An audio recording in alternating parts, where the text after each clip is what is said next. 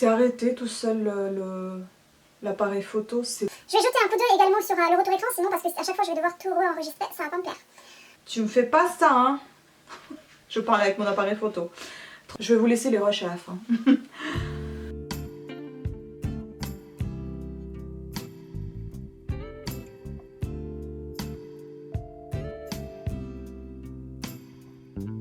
Bon, coucou tout le monde. Aujourd'hui je n'ai pas de micro ni pas de trépied, donc je suis désolée, j'espère que ça va le faire. Tout simplement c'est comme ça. Eh bien je voudrais vous présenter les livres que j'ai achetés tout à l'heure. Vous avez peut-être vu mon direct ce jour-là, c'était le 10 avril. Voilà, donc je vais vous présenter toutes ces beautés. J'adore mon choix. Donc il y a déjà des choses que vous avez vues sur mon Instagram qui s'appelle également Parla Now. Entre les Parle et Now, vous avez un tiret de 8. Donc j'ai déjà présenté dessous. C'est arrêté tout seul l'appareil photo. C'est un vieil appareil photo, je ne sais pas s'il fonctionne bien d'ailleurs. J'espère pouvoir tout enregistrer. On recommence. Donc on va commencer par celui-ci. Je vais jeter un coup d'œil également sur le retour écran, sinon parce que à chaque fois je vais devoir tout enregistrer, ça va pas me plaire. Denis Brognard, un soldat presque exemplaire, aux éditions Flammarion, 19,90. Je vais vous lire un petit extrait, un petit résumé, un 4e de page. Voilà sans cette petite jaquette, comment ça se présente. Franchement, j'ai pensé que c'était aux éditions Gallimard, hein, tellement ça ressemble. Enfin, vous voyez, comme ça, de loin, de près, ça ressemble pas du tout. Ce que j'aime moins, c'est un peu le papier un peu rêche. Mais ça sent bon, le livre. J'adore. Donc ce bouquin, il a donné le nombre de pages. 336 pages. Donc on va lire le 4e de couverture. L'armée, c'est toute mon existence. Me l'enlever signifie me tuer à petit feu sans possibilité de remonter la pente. Je n'ai qu'elle. Je me considère comme son fils unique. Pour son premier récit, Denis Brognard a choisi de raconter une histoire vraie. Le parcours d'un homme pas comme les autres, celui d'un militaire français revenu du Mali, du Kosovo, d'Afghanistan, celui d'un soldat victime d'un syndrome post-traumatique, celui d'un père qui aurait pu n'être qu'un héros. Denis Brognard est journaliste et homme de télévision. Il est le parrain des blessés de guerre. Je ne savais pas tout ça. Eh bien, ça m'a donné vachement envie de le découvrir. Je l'ai vu une fois chez Intermarché. Là, j'ai passé dans la librairie de coin et je suis contente de l'avoir pris. Désolée pour tous les bruits qui ne s'atténuent pas, car je n'ai pas de micro. Voilà, c'est le voisinage. Ensuite, j'ai pris celui-ci. Son prix était 11,40 €. Celui-ci, c'est un format broché. Celui-ci, c'est un semi-poche, on va dire, parce que c'est entre le poche et le brochet. Ah, j'adore les pages comme ça, par contre. Ça sent trop bon, le papier imprimé. Voilà comment il se présente. 11,40 €. Voici sans la jaquette. Normalement, ce livre a été adapté en série télévisée sur Netflix apparemment, je ne savais pas. Donc Walter Tevis, Le jeu de la dame, 4e de couverture. Kentucky, 1957. À la mort de sa mère, Beth Harmon, 8 ans, est placée dans un orphelinat où l'on donne aux enfants des vitamines censées les apaiser. C'est là qu'elle découvre grâce à un vieux gardien passionné le jeu qui changera sa vie, les échecs. Dotée d'un talent prodigieux, Beth commence à gagner Beth, je pense. Commence à gagner vite, trop facilement. La nuit, dans son lit, elle rejoue les parties en regardant le plafond où les pièces se bousculent à un rythme effréné. Mais au piège de l'échiquier viennent s'ajouter les dangers des drogues et de l'alcool.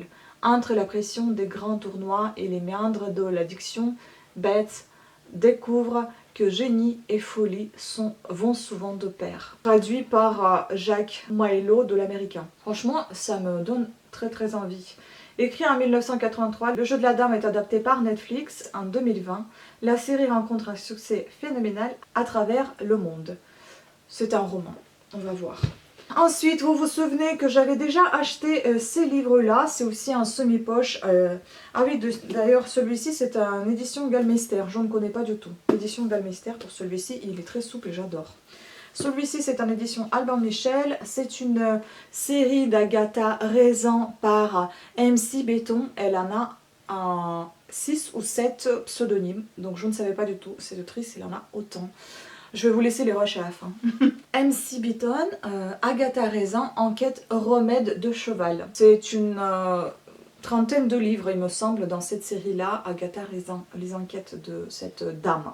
Après la pluie, le beau temps, Agatha Raisin est désormais bien installée dans son cottage de Carsley, en compagnie de ses 2 chats. Cerise sur le pudding, le nouveau vétérinaire du village ne semble pas insensible à ses charmes.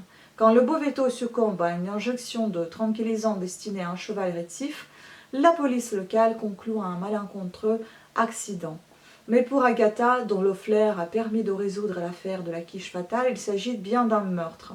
À l'étonnement de tous, le séduisant colonel James Lacey partage pour une fois la vie de son entreprenante voisine. Et nos 2 détectives amateurs se lancent dans une enquête bien plus périlleuse qu'ils ne l'imaginaient. Agatha Raisin, c'est une Miss Marple d'aujourd'hui.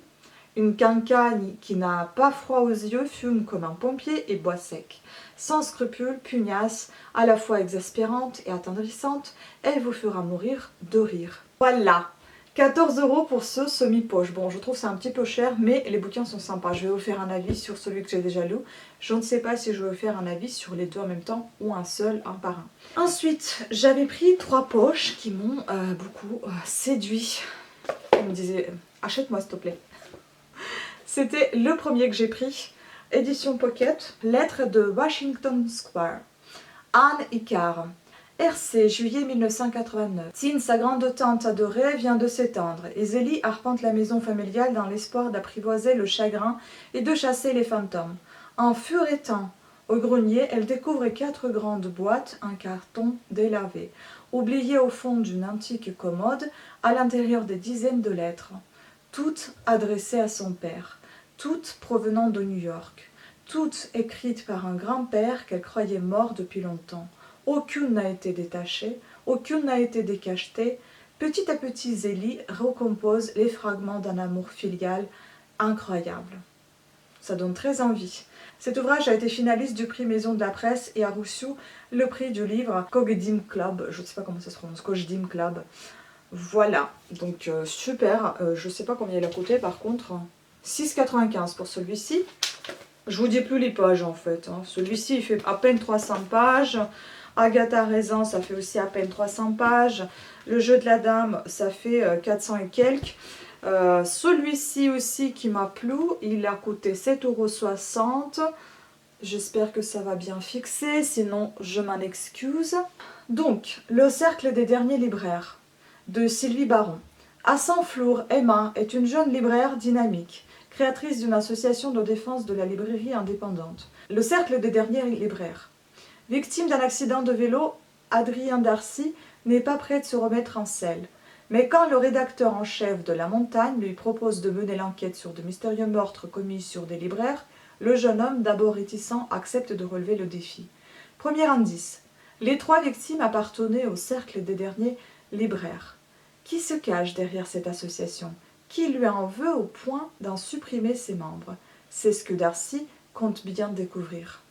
Une déclaration d'amour aux livres à ceux qui les font vivre, les libraires. Professeure agréée passionnée de littérature et amoureuse de la nature, Sylvie Baron écrit des romans captivants, ancrés dans une France des territoires traversés par 2 profondes mutations. Le cercle des derniers libraires est son premier roman publié aux éditions J'ai lu. Voilà ce que je ne vous ai pas dit. Et enfin, le tout dernier, celui-ci, je ne connais pas du tout l'auteur non plus, à 6,95 € aussi, qui fait à peu près 300 pages, je suppose, vu comme ça, voilà, on n'est pas loin. C'est un Patrice Abou qui a écrit « Une mère juive ne meurt jamais ». Moi, j'imagine ça plutôt drôle, mais lu la 4e de page, je ne trouve pas ça très drôle, mais enfin bon, on va voir, ça m'a quand même attiré ce livre, aux éditions Pocket. Adam Molina, 40 ans, vient de perdre sa mère. Venu à Lyon spécialement pour l'enterrement, il avait prévu d'en repartir dès le lendemain. C'était sans compter la pression de son père et de son frère pour rester. Les Molina n'ont pas le droit de sortir, de se laver, de se changer, de cuisiner et encore moins de travailler pendant 7 jours. C'est la tradition. D'autant qu'il doit exécuter la dernière volonté de sa mère et trouver un mari à sa sœur. Une mission qu'il prend près à cœur. Toute la famille sortira-t-elle indemne de ce huis clos caustique et haut en couleur? Entre tendresse, culpabilité et rancœur, les souvenirs se mêlent au présent. Franchement, ça donne envie. Et on verra bien, je sais pas. J'ai pris, bon, est-ce que c'est triste ou est-ce que c'est pas triste? J'en ai aucune idée.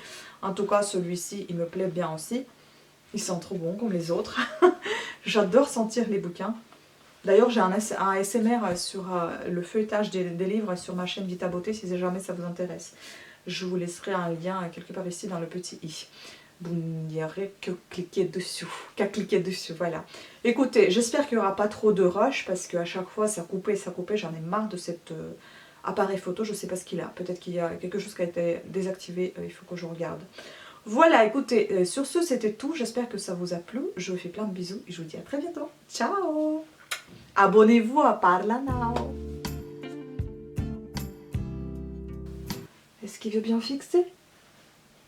Voilà. Non. Voilà. Ah. Ouh, tu veux bien fixer, toi? Non, mais je rêve. Il m'énerve cet appareil. Je pars Netflix en Kentucky. 2 jours. Oh, mais qu'est-ce que j'ai aujourd'hui? Écrit en 1980. Attends, c'est pas très propre en plus. C'est pas vrai. Voilà, c'est mieux. C'est pas Je vais vous laisser possible. le recherche. C'est pas possible, il veut pas fixer. Merde. Voilà. Bon, écoutez, je vais renfiler mes lunettes parce que je vois que dalle. Je ne sais pas s'il fixe en fait. J'ai l'impression qu'avec même avec mes lunettes, je vois que dalle. Mais c'est une blague. Je suis fatiguée. Alors, lettre de... Je ne sais pas ce qu'ils m'ont réparé, ça s'étend au bout de 5 minutes à chaque fois. Ça m'énerve. C'est juste impossible ça. Franchement, ça commence à me gaver.